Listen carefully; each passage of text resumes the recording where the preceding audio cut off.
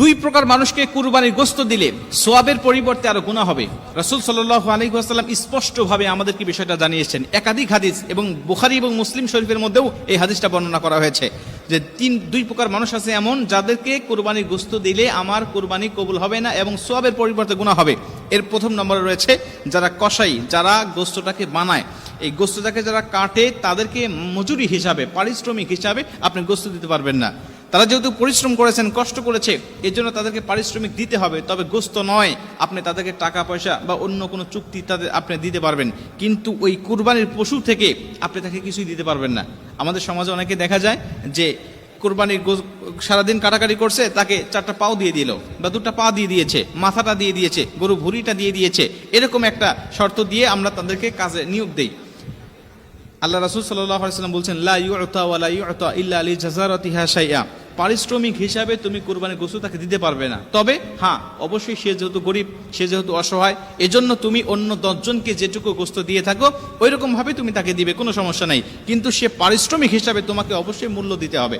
মূল্য পরিশোধ করার পরে তুমি তাকে অন্য 10 জনের মতো একটু গোশত তুমি তাকে দিয়ে দিলে কোনো সমস্যা নেই।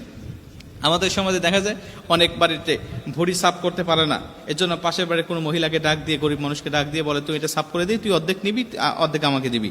এই বিষয়গুলো কখনো দেওয়া যাবে না। আপনি, সে পরিশ্রম করেছে, তাকে আপনি টাকা দেন, অন্য বিষয়গুলো দেন, কোনো সমস্যা নাই, কিন্তু কুরবানির পশু হতে আপনি তাকে কিছু দিবেন না, গোশত তাকে দিবেন না। আপনি তাকে বলে দিবেন, ভাই তুমি আমার গোশতটাকে বানাবে সারাদিন, অবশ্যই তোমার সারাদিন একটা পারিশ্রমিক আছে, একটা দাম আছে, আমি তোমাকে কত টাকা দেবো তুমি বলো, তুমি আমার কাছে টাকা চেয়ে নাও, আমি তোমাকে কুরবানির গোশত হতে তোমাকে দেব না। অন্য 10 জনকে যেমন দেই আমি ঠিক অনুরূপ তোমাকে দেব।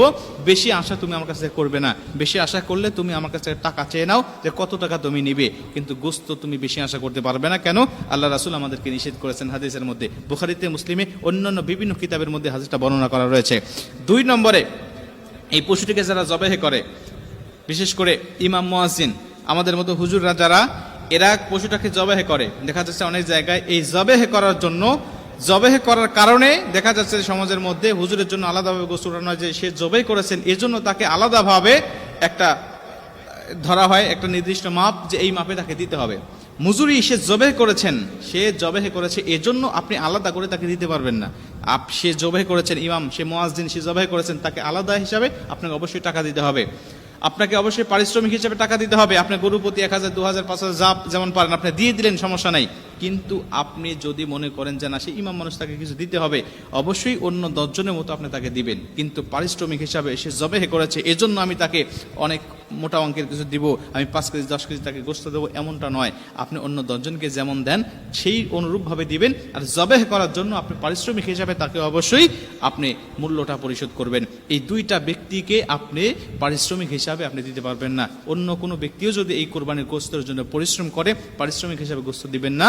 অন্য 10 জনকে যেমন দেন ঠিক তেমন দিবেন, বেশি কিছু দেওয়ার চেষ্টা করবেন না, তাহলে হয়তো আপনার উদ্দেশ্যটা বাতিল হয়ে যেতে পারে। যেহেতু আল্লাহ রাসূল সাল্লাল্লাহু আলাইহি ওয়াসাল্লাম আমাদেরকে জানিয়েছেন, আলী রাদিয়াল্লাহু তাআলা তিনিও বলেছেন যে নবীজি আমাকে নিষেধ করেছেন, এর জন্য আমি পারিশ্রমিক হিসাবে মূল্য দেই, তাকে আমি কখনোই গোশত দেই না। অন্য 10 জনকে যেমন দেই ঠিক তেমনই দেই, বেশি কিছু তাকে দেওয়ার চেষ্টা আমি করি না।